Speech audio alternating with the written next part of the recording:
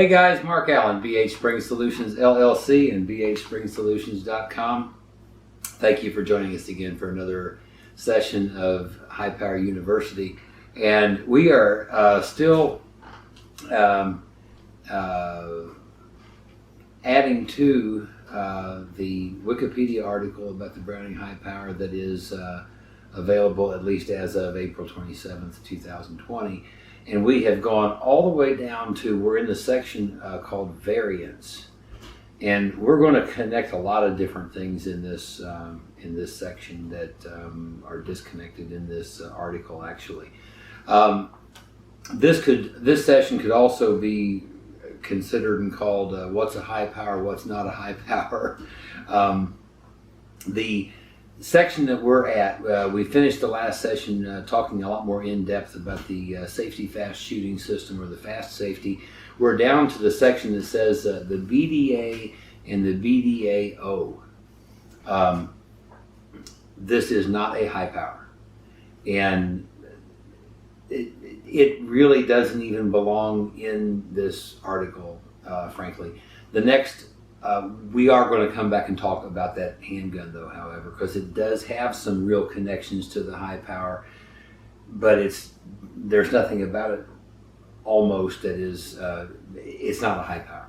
The Browning BDM, same story, not a high power. There's a section here that talks about both the double action and double action only models of the BDM model borrow features from the Sig Sauer P220, marketed under the Browning double action BDA in the 1970s.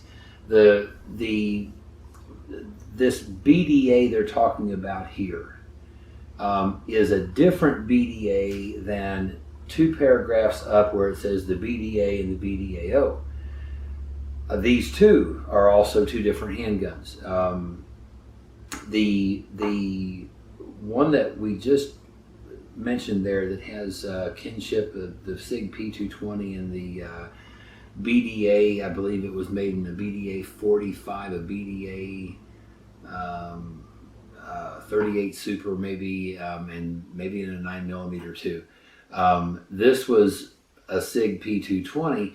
It was marketed by Browning, it's assumed, because it had an action in it, or the barrel action was a Petter Browning design, and it dated back to some John Browning work that went into this pistol, and so it had that heritage in the Browning bloodline too.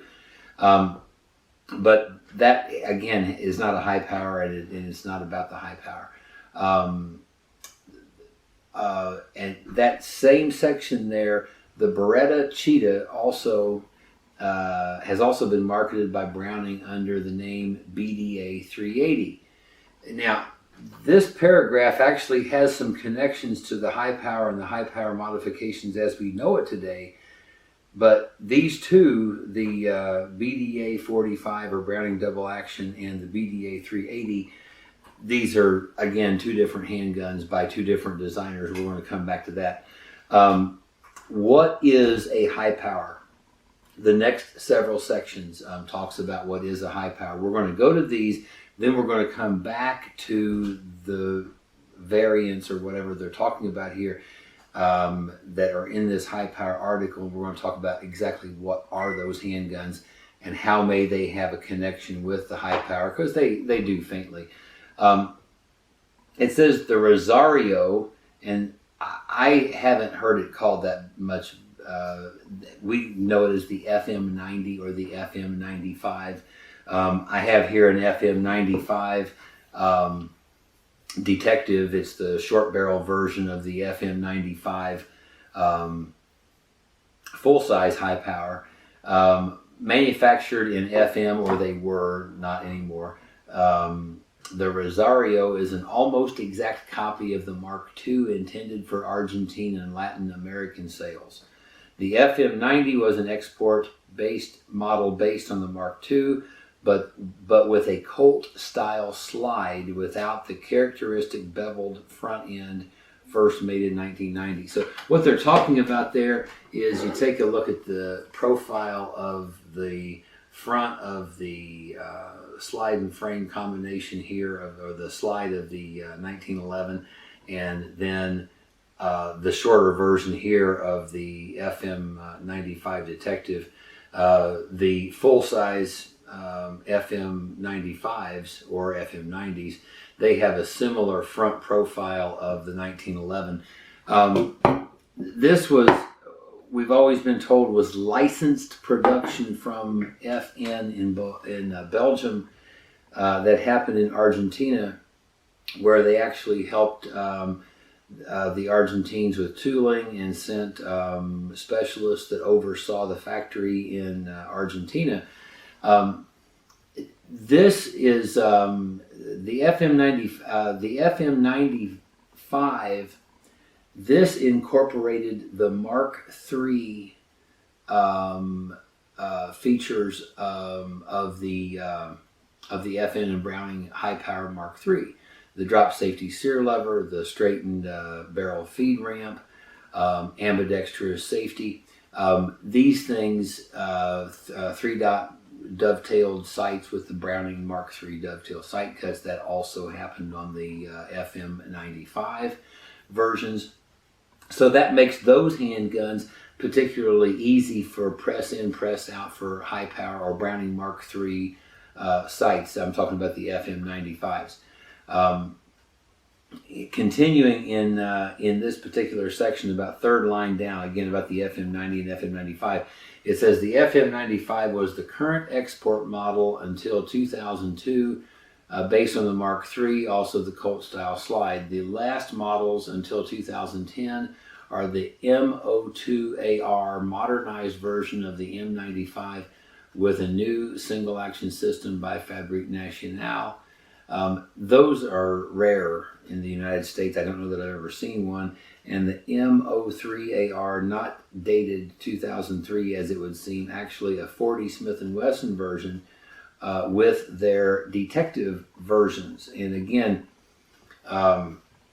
these may have existed, and it's of great interest if they ever were actually made. But I don't think we've never seen them. So they had some things going on in Argentina, but a lot of what happened with the FM efforts was similar to what happened with some other high power efforts, and that is primarily the cost to produce this handgun is it can be cost prohibitive, because it can make the handgun non-competitive because of its cost to produce.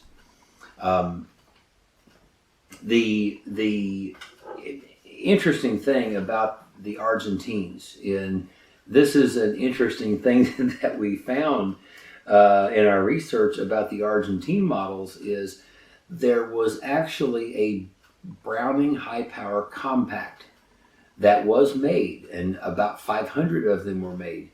And it appears that this was just before the licensing agreement happened with FM in Argentina, which included their detective model. So apparently FN decided to make a Browning high power compact model exist, at least to the extent of making 500 of them, we assume, so they could license that production to, you kind of have to have a firearm that exists before you can license the production of such a firearm. So it would be assumed that that was part of the interplay that was going on around that time. And I believe it was around 1969-ish that Browning manufactured about 500 of those compact Browning high power pistols. That's a model that does not show up in the Wikipedia article, but those do exist. They're very, very rare and very highly sought after, but they're very difficult to find. FM in Argentina also did another very nice thing, is they also made and marketed compact slide kits. So if you had a full-size FM high power, Argentine, you could get a compact slide kit, and which would give you, the interchangeability for, a nice compact carry, like the FM Detective is. Okay, so the FM 95 and FM 90, these are high powers. No high powers anywhere on the planet have ever been made with the high power blueprints that have been used for the FN and the Browning high powers in Belgium and Portugal. The FM in Argentina is a different blueprint. There's changes all over the place, but most parts interchange. All of BHSpringSolutions modifications adapt into the FM from Argentina reasonably well, with a couple of exceptions of minor fitting, but it's, again, very, very minor. The next one, Pistol Auto, we don't have anywhere in here, I don't think, mentioned the Inglis, which was a Canadian high power that Dieudonné Save blueprinted for Canada and apparently also for Britain. And they call this Pistol Auto 9mm 1A, is manufactured in India. It's actually the Ishapur 1A is the name of this. Is manufactured in India by the Ordnance Factories Board at Rifle Factory Ishapur. It is a licensed copy of the Canadian Inglis 9mm, and it goes on. Rifle Factory Ishapur in India bought the equipment from Canada. It was transported back in the 70s. As of the last we know, personally, from having been there, as of 2018, 2019, there are still Ishapur 1A high powers being made, and they're identical to the ones, and they're even made on the same equipment as was used in Canada still today. And our experience has been, our limited experience has been, these are a fantastic weapon. My partner here a year and a half ago, we sent him to India for a presentation to the folks at Rifle Factory Ishapur, and my partner had the opportunity to install our modifications into one of their high powers off the line, and it went relatively smoothly. We had actually acquired for temporarily one of what is believed to be only 250 Ishapur 1As to ever have been imported into the United States. There's a lot of Canadian Inglis high powers. These, again, are a different blueprint than the FNs from Belgium. There are some nuances, some things that are different, some things that don't exactly interchange. Recoil spring guide rods and slide stops do not interchange in the Inglis or the Ishapurs from any other high power. So,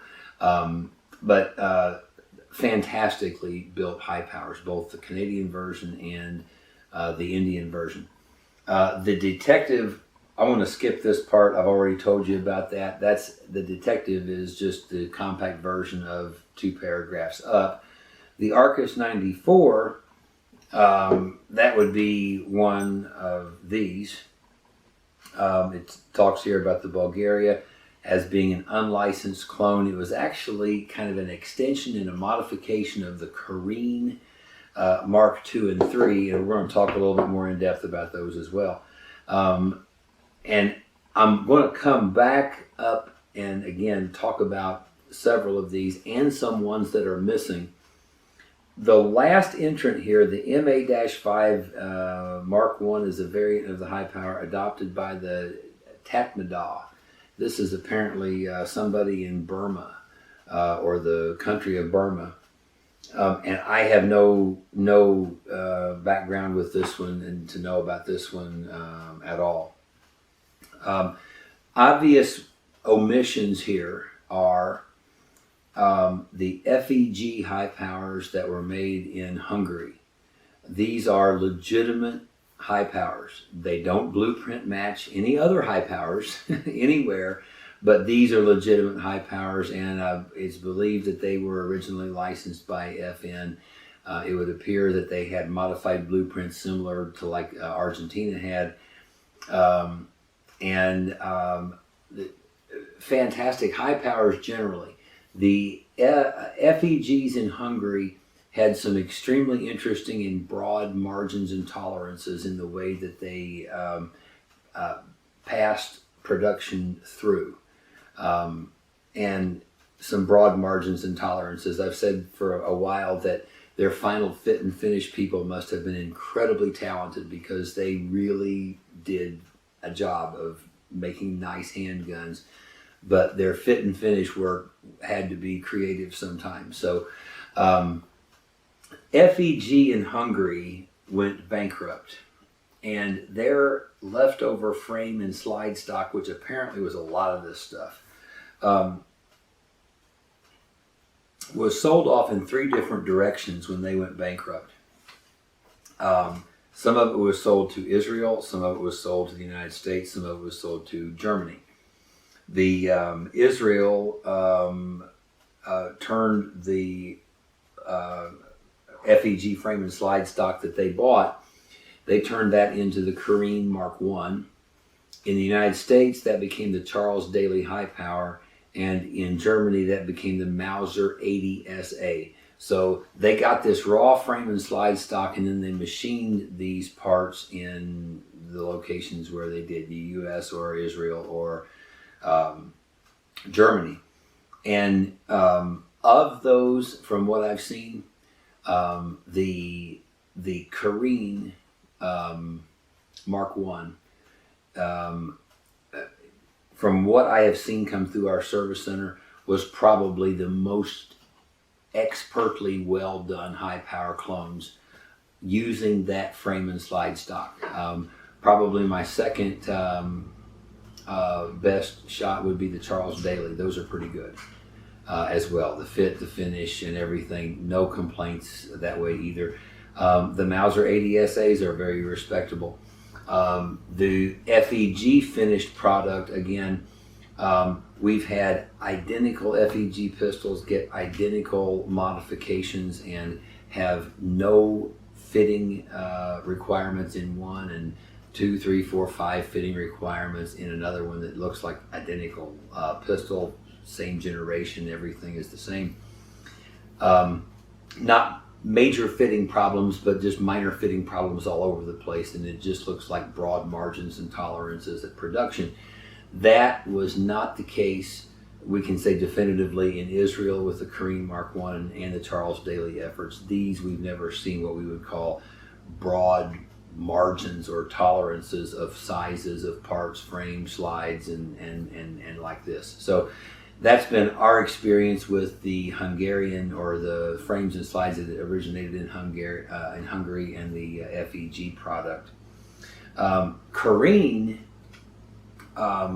took the chance to get some of that frame and slide stock and make the Carine Mark I, and then the Israelis decided to do their own thing, because Israel had been using high powers, for decades at this point, and they had been fracturing slides and smoothing out barrels at a rate such that FN was sending skids of replacement barrels and replacement slides to Israel for their high powers. And it is about this ammunition that Israel uses, that's this hotter than yours ammunition. And hotter than anybody else's ammunition. And the FN Browning high power in its traditional form was really not made for this sort of ammunition. And they did not respring these pistols to protect the hardware from the abuses of this type of ammunition. So Israel decided to make their own version of a high power, and it was almost identical to this Arcus 94. The differences in the Carine, they had a little bit more longer beaver tail and a different angle. They had a straight down trigger guard in the front, not slanted back, and that was about the only real tangible differences between them. And this was the Carine Mark II and the Carine Mark III, and they looked nothing like the Carine Mark I basically is a look-alike of the Browning High Power. The Carine Mark II and the Carine Mark III are almost a look-alike of the Arcus 94, and you look at the two pistols and they kind of don't even look like they're the same model, but they are both a high power. Same internals inside, same thing makes both of them go tick-tock. The Carine Mark II and the Carine Mark III, what the Israelis did in the design of the Mark II and Mark III was, like the Arcus, what you see is you see a lot of straight edges. Straight, comes to a corner here, again straight, again straight, straight. Whereas the Browning, you have radiuses, radiuses, radiuses, radiuses, radiuses, and radiuses on CNC machinery and on equipment are expensive to make. Straight edges are a breeze. Radiuses are really where the money gets into. The radiuses of the high power, that's the sex appeal of the high power, because who doesn't like great curves, right? And that's what you get in the Browning high power product compared to, say, the Arcus or the Carines, which are very blocky looking. We're going to come back to the discussion in our next session about this Israeli production called the Carine Mark II, Mark III, and then what became the Arcus 94 production in Bulgaria. This is kind of an interesting story too. Lots of things we can share with you about that, and specifically about these as high powers. Thanks for joining us again. I'm Mark Allen, BHSpringSolutions LLC, and BHSpringSolutions.com. Take care.